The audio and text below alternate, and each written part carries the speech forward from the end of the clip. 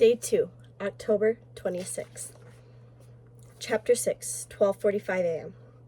My eyes wouldn't focus. Snatches of light sparked against darkness, tumbling, flickering. It was still dark, still night, still with a fire flickering in the corner. God, Lottie, are you okay? Jade clasped my hand. You were so out of it. I swallowed down the bile before I could speak. Need, pain, meds. Where are they? Alex asked. I clutched my head. Don't know. Each word stabbed like daggers, like a dagger in my temples. Bathroom cupboard, said Jade downstairs. Pain, pounded behind my squinting eyes. Quickly, I'll get them. She ran downstairs. Alex crouched next to me. Can I help? You look like you might puke. I'm fine.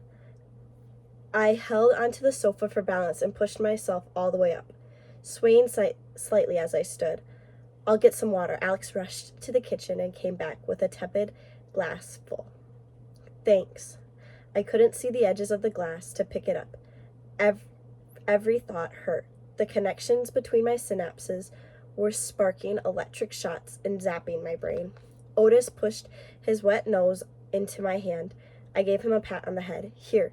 Jade pushed a giant-sized bottle of ibuprofen into my hand. From my mom's stock. Of course, she'd have plenty of meds. How long was I out? I whimpered. 30 minutes, said Jade, checking her watch. I shook out 3 red pills. They felt like stones going down. As long as they work, I'd be fine. Slow, but fine. If they didn't, I had about 10 minutes before I wouldn't be able to think or even speak. I retched and swallowed back the bile. My head thudded. I needed to go back to sleep and lose myself in total silence and darkness. But there was Alex, who hadn't killed us yet. I peered at him. He was just a lost teen with a giant dog, who'd fetched me a glass of water, possibly. I squeezed my eyes together. It hurt to think. Come and sit by the fire. You'll feel better, said Alex, and led me by the hand. Thank you. I felt pathetically grateful to be guided. I listened to the pop of the fire and the plop of the snow and pulled the blanket around me. We've been talking, said Jade, sending Alex a quick, sweet smile, while you were sleeping. It's crazy cold out there, and it's so late. It's stupid for Alex to try to find his way back in the dark. I said he could stay until morning. She jutted out her chin, daring me to disagree. By morning, there'll be enough light for me to find my way, even if the signal is still out, Alex added. And I'll be out of your hair like I was never even here. He smiled. It's not like I had a choice. I nodded, which hurt like hell. Promise you'll leave first thing before Oliver and Mom get back, or we will be dead. Wow, that was an exhausting sentence. I promise. Alex bowed his head solemnly.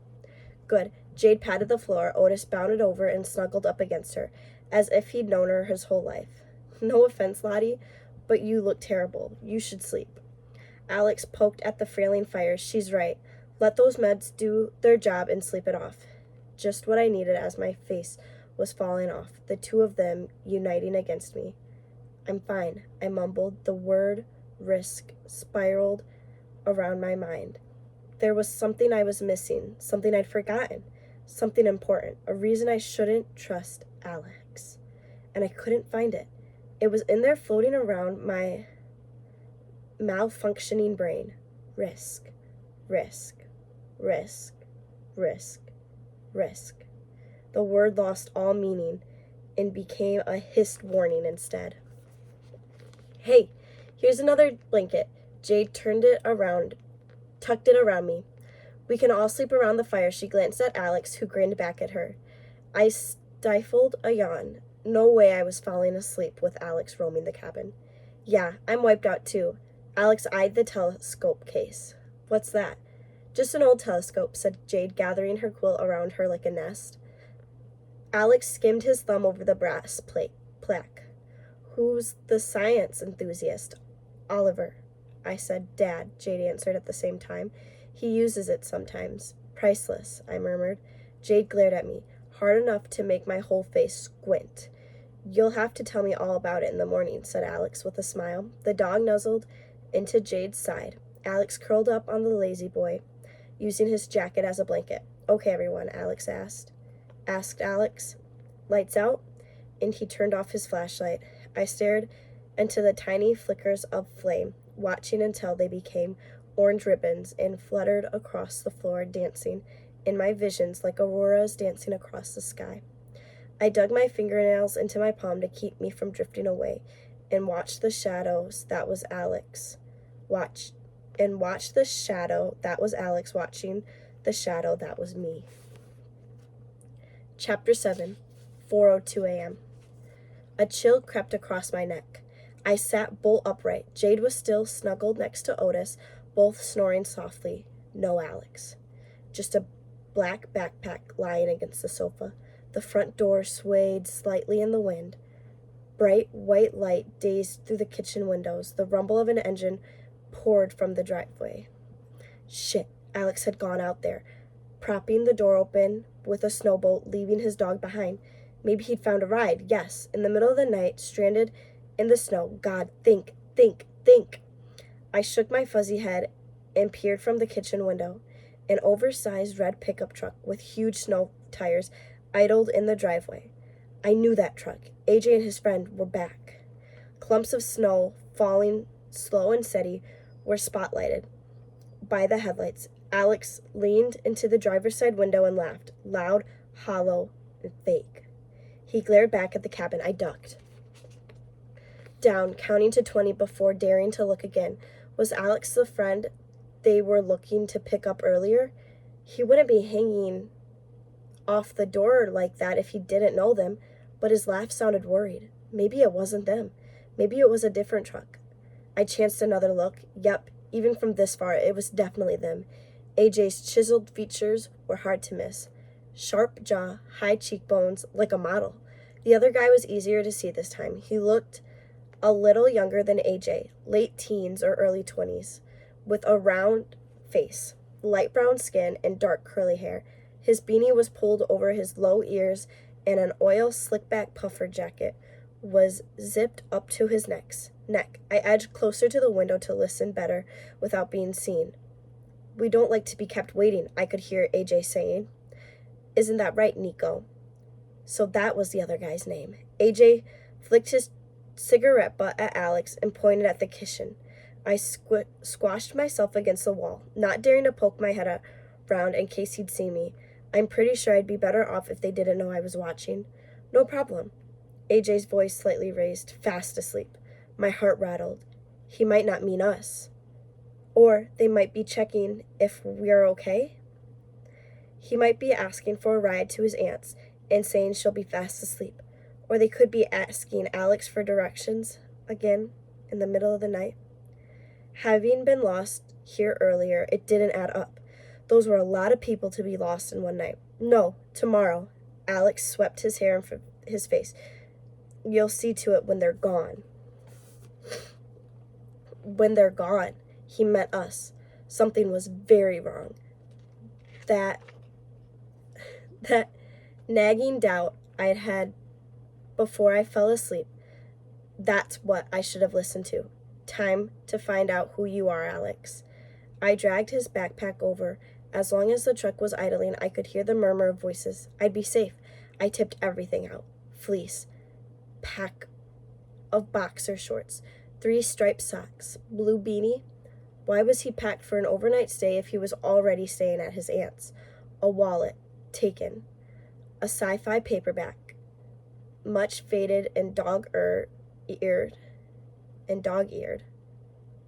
2 black, fine-tipped ink pens, a spiral sketch pad, and a toothbrush. I flicked open the pad. It was full of tiny detail line drawings of insects, beetles mostly. I tore out a page and folded it carefully into 4, slipping it into my back pocket. Evidence that he had been here, even if he disappeared on us later. Funny, I didn't remember him arriving with a backpack. He could have had it stashed in the cabin. He could have been staying here for days. That would explain why he's dressed so badly for the snow.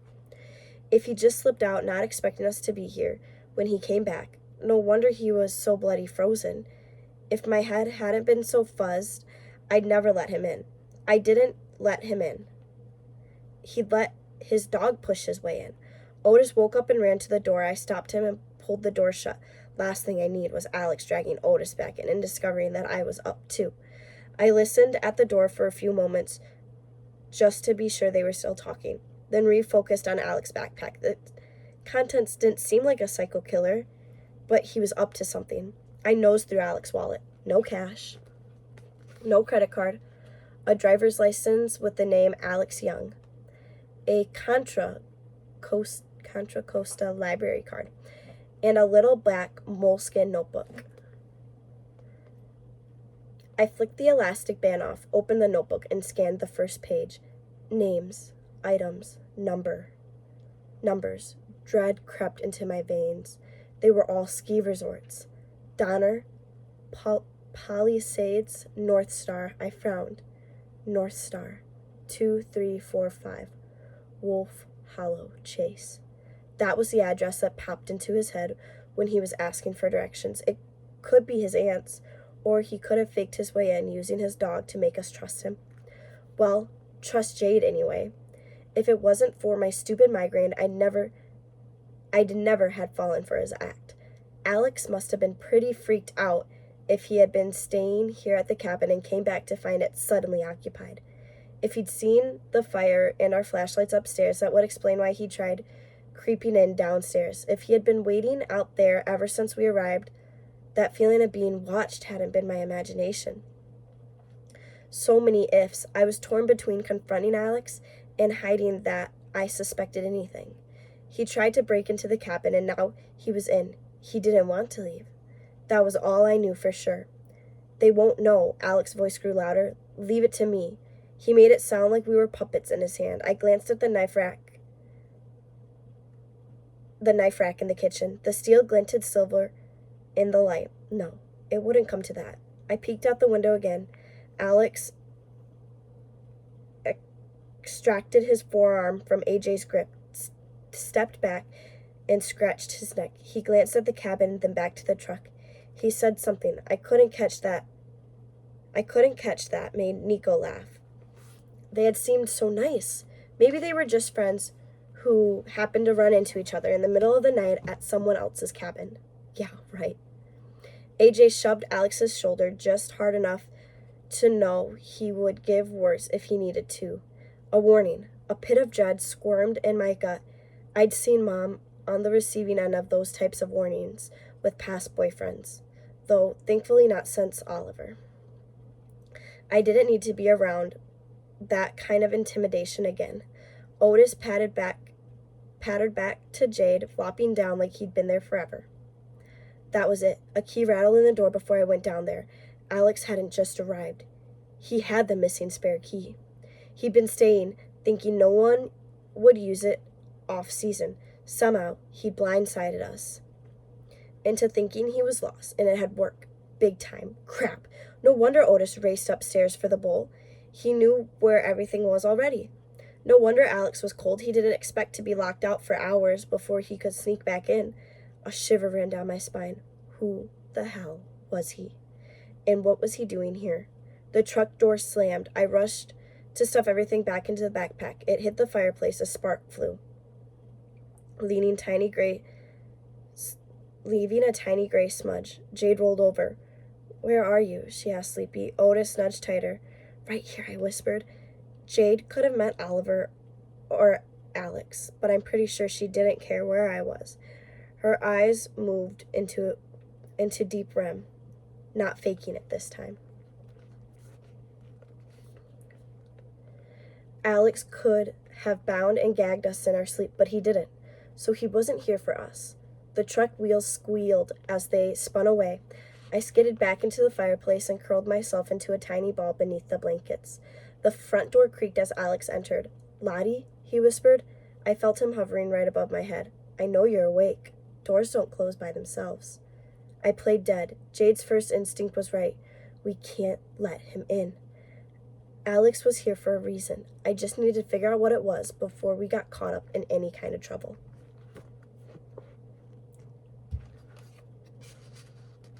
Thank you for watching. Come back soon for Chapter 8.